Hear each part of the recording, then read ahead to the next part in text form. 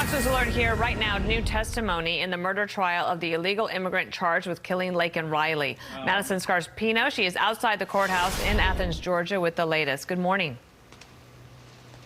Good morning, Dana. The prosecution is wrapping up their witness testimony today. They have called 20 witnesses so far, and we expect the defense to start laying out their case very soon. Today, we first heard from a UGA police officer about trail cam video.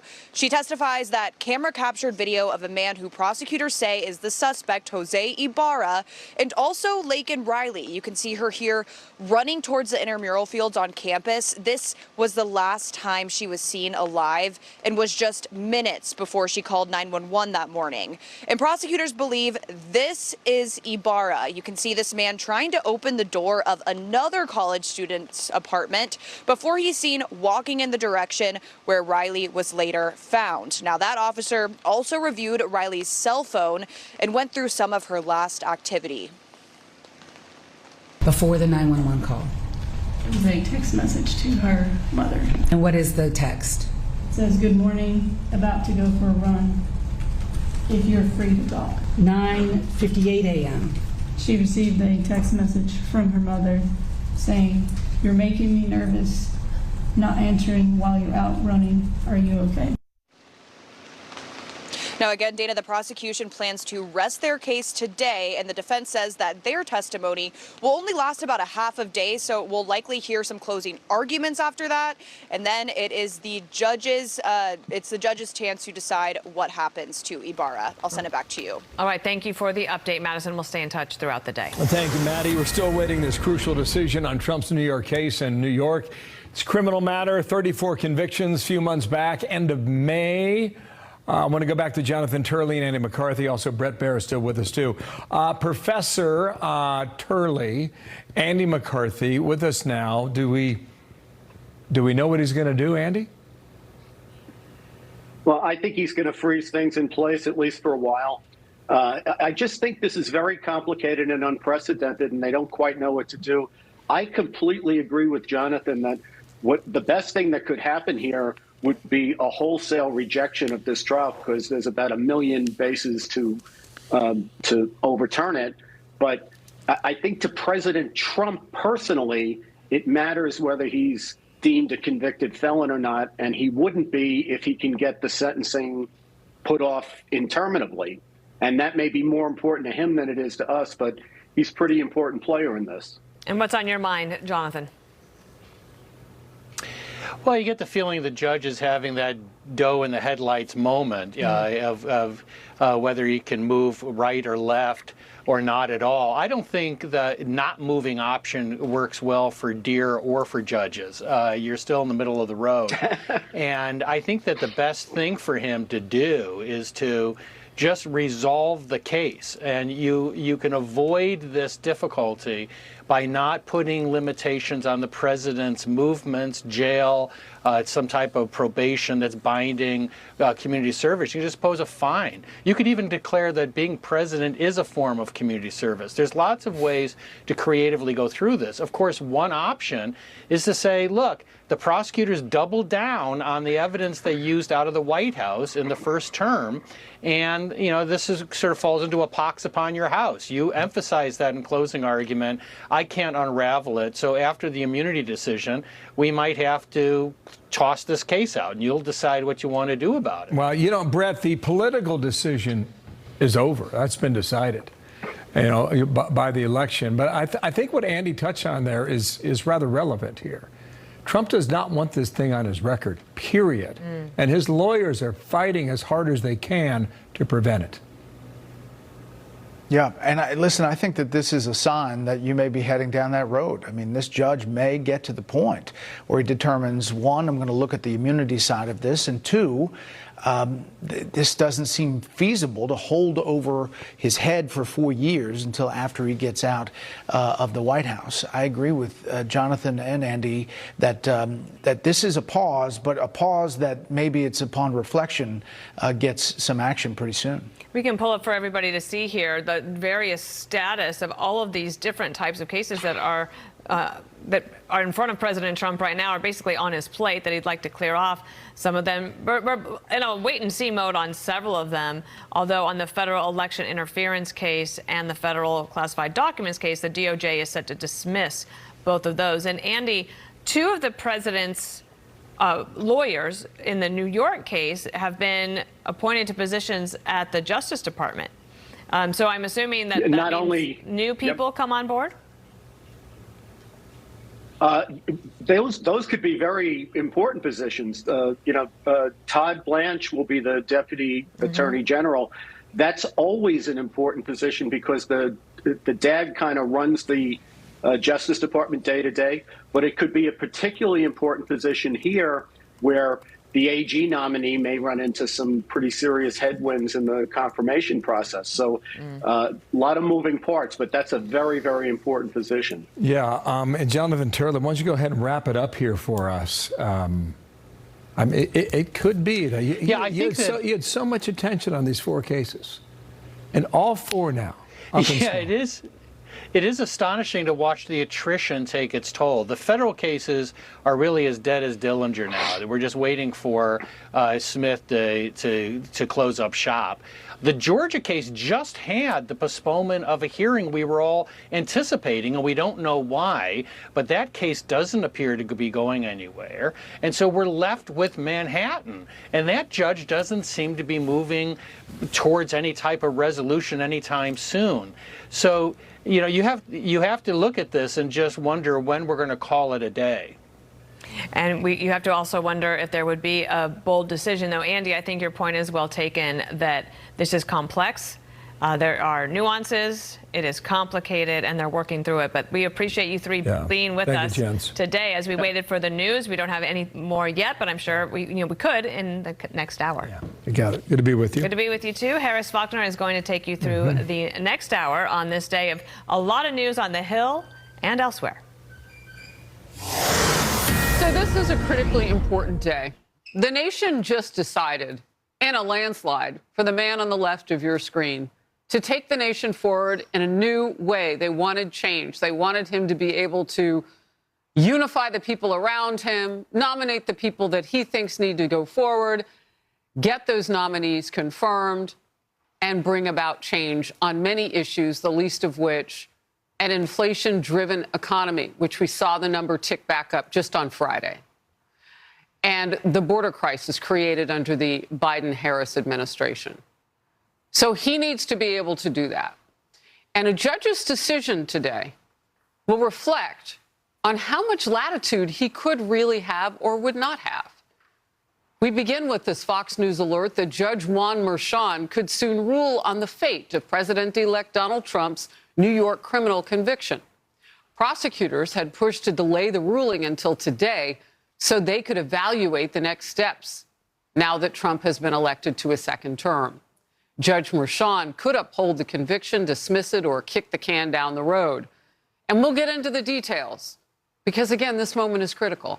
I'm Harris Faulkner. You are in the Faulkner Focus. The decision on whether Trump's guilty verdict should be tossed or kept comes after the U.S. Supreme Court decided to give presidents broad immunity from criminal prosecution. Now, that wasn't that long ago. It was right before the election. Trey Gowdy lays out what he thinks should happen next. I don't think you can hold it in abeyance. You can't sentence him because he's then a convicted felon. So imagine I can't possess a firearm because I'm a convicted felon, but I have the nuclear codes. That's absurd. He hasn't had an evidentiary hearing on presidential immunity. Look, the prosecution said they're competing interests. Not anymore. The competition's over. They lost. So he needs to end the case. So a jury convicted Trump in May of this year on 34 felony counts of falsifying business records relating to payments to an adult film worker, Stormy Daniels. Carrie Urban, Fox News legal editor, and Leo Terrell, Fox News contributor and attorney, are with me for this moment in history. Leo, I'm going to go to you first. I'm putting it into context for people so that they understand what could possibly happen. Tell us the two scenarios. Yeah, and it's sad that he cannot make a decision today because I think he's motivated by politics. He could dismiss the case right now. Right now, he could do it right now if he wanted to. He can also say that the evidence, that inadmissible evidence that the Supreme Court ruled was inadmissible, is grounds for dismissal. Harris, I want to make sure everyone understands this. That evidence was heard by the jury. No one on this planet can determine whether or not that inadmissible evidence had an impact on the jury decision. That warrants a new trial or a dismissal. But why won't he make a decision? Because it's politics. He has had this case for a very long time, but he's holding it, and he's holding it over the head of President Trump. If he rules against Trump, okay, let the Trump team proceed with appeals because they feel they'll be victorious. But he's holding it, and that is wrong. That is absolutely wrong, and I submit to you, with my experience as a lawyer, he is playing politics with a case that he should not have in his custody, control, or possession. So, for argument's sake, let's say that, Carrie, the political game would be the benefit to Democrats and the loss to Republicans should this judge make the decision against Trump. I think that's fair. They just lost, the Democrats. So the voice that matters most in the room is the people's voice. It is, and we do know that Judge Merchan is a political animal. And we know this because he donated to Joe Biden in 2020. Now, people will say, well, it was only $15 or $20. Irrelevant. It's that he donated at all while Trump cases were percolating before him. And as someone who clerked on a state appellate court, that was shocking to me at the time because judges typically do everything in their power to avoid the appearance of impropriety or unfairness. This judge has not cared about that. So we know that he considers politics. Now, to your point, Harris, if he were to not toss this case out, he will be an outlier, politically speaking. It's pretty clear what's going to happen in Washington, D.C. Jack Smith's unwinding those cases. We'll know for sure December 2nd.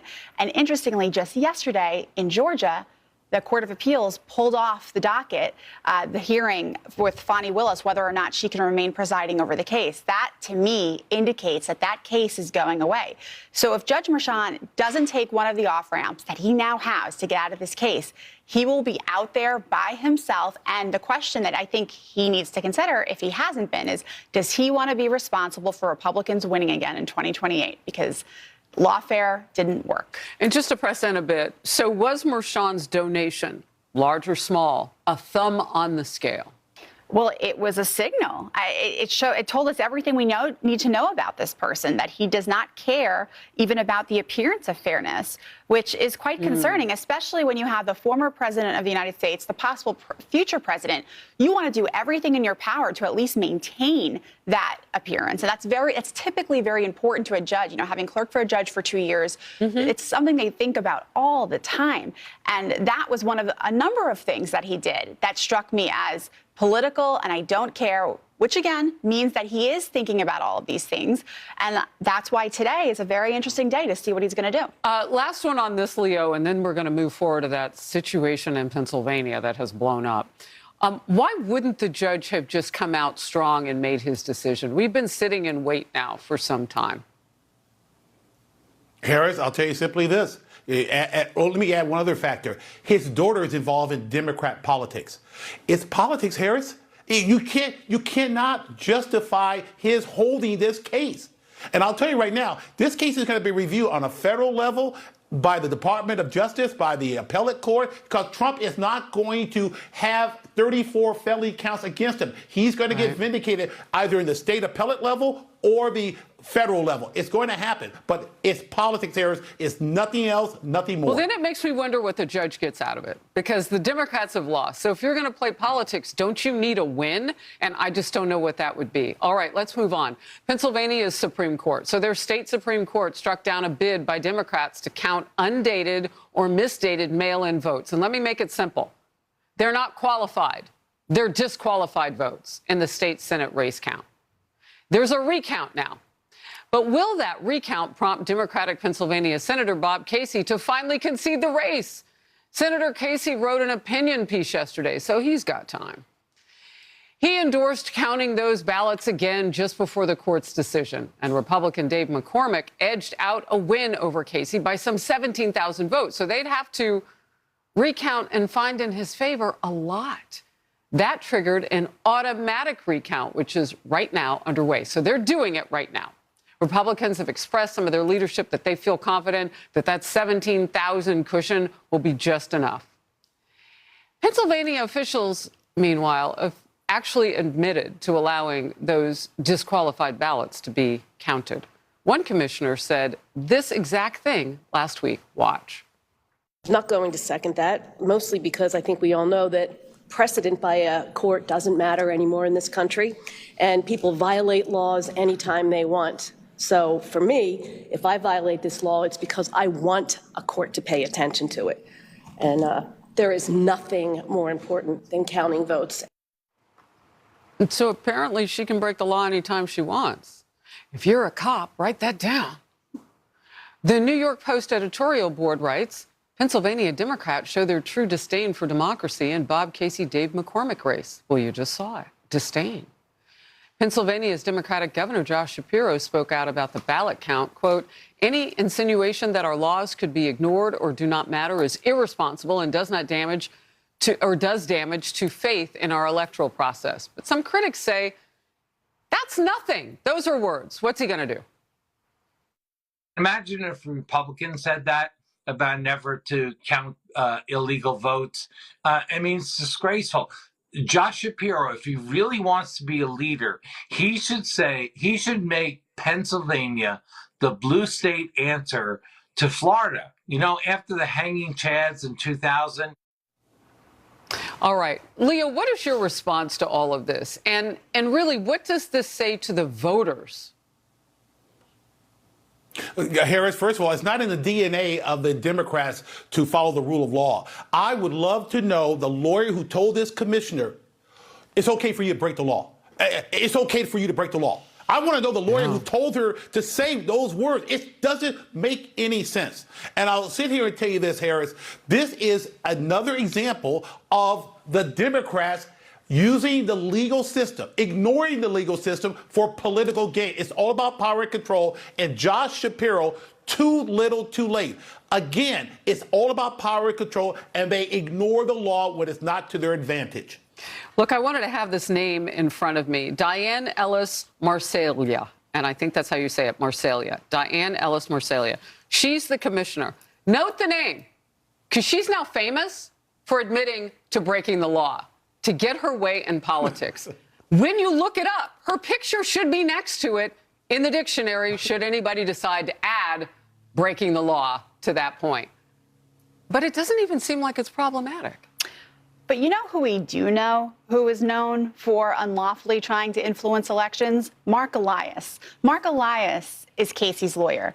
Mark Elias was Hillary Clinton's general counsel in the 2016 campaign. And what did they do? They fed the FBI, our government, false information about a false connection between Donald Trump and Russia. Why? To generate an investigation so that they could turn around in turn and tell the press Donald Trump was being investigated. Why did they do that? In the hopes of swinging the election in Hillary Clinton's favor. Mark Elias was at the center of this. It's the same lawyer here. You know what this says to me, Carrie? The voters know this. And you know who else is chirping up? John Fetterman, who I call the Democratic whisperer now because he sees so much that needs to be fixed in his party. The senator, I mean, people get it. They get what's going on in their state. Donald Trump won that state. And now there's a fight with 17,000 votes between two Senate candidates. Leo, I go back to you. I'll tell you, Harris, they don't care. And, you know, you have the situation in Pennsylvania where they're fighting a battle. The Democrats are fighting a battle without following any rules. The voters have spoken over and over again. Trump has an electoral college victory and a popular vote victory, and that does not deter the Democrats in Pennsylvania or throughout this country. They're going to put up a fight because his name is Donald Trump. You know, thank the good Lord that it wasn't close. Because can you imagine what would be happening as this is a microcosm at how far, at least people in Pennsylvania who think they have power, like this commissioner, and like that lawyer for Bob Casey in 2016 that you gave the example of, Carrie. Can you imagine what people might do to get their way? But it was decisive. The voters of America decided. Great to have you both. Now, with this happening this hour, it's potential that this Judge Merchan could decide on what happens in this case. We'll bring you both back. For now, we're going to move on. The Democratic National Committee laid off hundreds of people in the wake of Harris's loss in the 2024 election cycle. Staffers gone. And it's reportedly raising some questions about the debt the Vice President Kamala Harris campaign may be in. Uh-oh. $1.5 billion? All that money, some of it going to, millions of it going to celebrities? Plus, former FEMA employees are angry at the agency over politicization. Seeing that clip of kind of like their laundry list of what the crew needs to do for safety: drink water, be hydrated, communicate, and then you have a glaring political line. Leo made the point. Leo Terrell made it previously. There's a lot of politics going on the left. Lawmakers are questioning the head of FEMA now. That happens today following allegations that employees were directed to ignore Trump supporters who had signs outside their homes in the deadly aftermath of Hurricanes Helene and Milton. Kellyanne Conway in Focus next.